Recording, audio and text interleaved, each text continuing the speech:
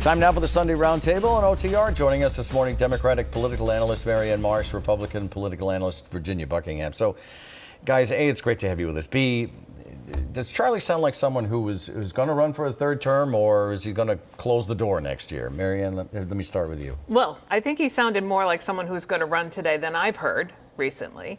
And that wouldn't be really a surprise. And when you look at all of his activities, the travel, the fundraising, the events, all the signs are towards a run. I'd be really surprised if he didn't. I think the bigger issue is, when does he announce? If he waits till the end of the year, beginning of the next, that's better, because the minute you say you're running, the media and everyone else treat you like a candidate, not like governor. I think that makes a big difference. And I think he sounds like someone who will still run as a Republican, and that means he has to get all the unenrolled voters into that primary. If he does that, that's a big advantage in a general election. Ginny, I was going to ask you, why not say either way now? But I think for the reasons Marianne stated, I think he knows what he's going to do. Right. And I heard. Do you think he's running? I do. Yeah. And I heard a candidate that is as engaged and enthusiastic and devoted to the issues that he cares about as he ever has been. I didn't hear any stepping back, and you almost got him, Eddie. That was so clever to ask the question backwards. He was so puzzled for a minute. I can see the okay, he's thinking. He actually paused and didn't say anything for like 5 seconds. Right. It was amazing. Okay, moving on. Progressives did very well in Boston this past week, and not so much in other states. So was Michelle Wu's victory due to the changing demographics of Boston specifically, or is it due to her incredible organization and groundwork built over the last decade, Ginny? I suspect it's a combination of the two, that somehow she put that magic formula together. I really see this as an evolution rather than a revolution, because it's not like Marty Walsh was not progressive. He certainly was. Tom Menino was certainly progressive. She's more progressive, and it's on a spectrum. Mm-hmm. Yeah. Mm-hmm. What about you, Marianne? Do you think it's a little bit one or the other?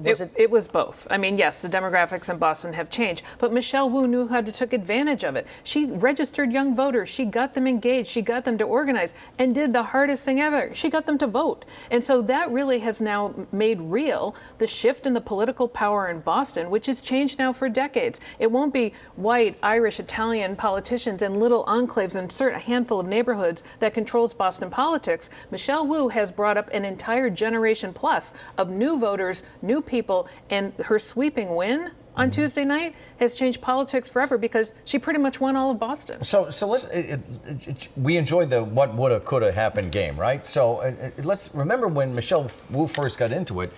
She announced she was going to run for mayor. Marty Walsh was the mayor. There was no labor secretary on the horizon here. So obviously, if he had stayed, she would have run against him.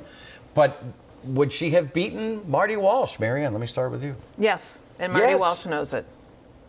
That's a fact. Whoa. And here's why. Mic drop. No, right.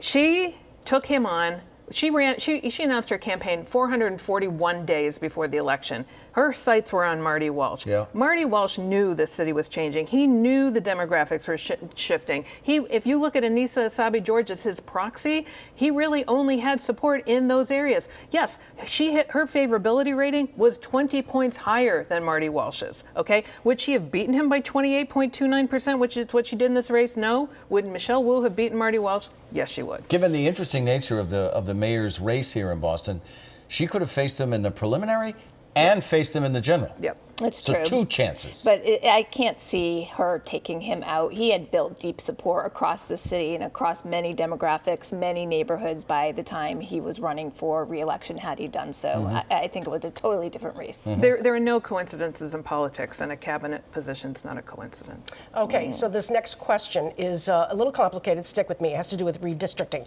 It's a subject that usually makes people outside of halls of government yawn, but there are loud voices over a new proposed congressional redistricting map that unites all of Fall River, previously split between Congressman Bill Keating and Jake Auchincloss, and it gives it all to Auchincloss. But Keating argues that Fall River should be the same district as New Bedford.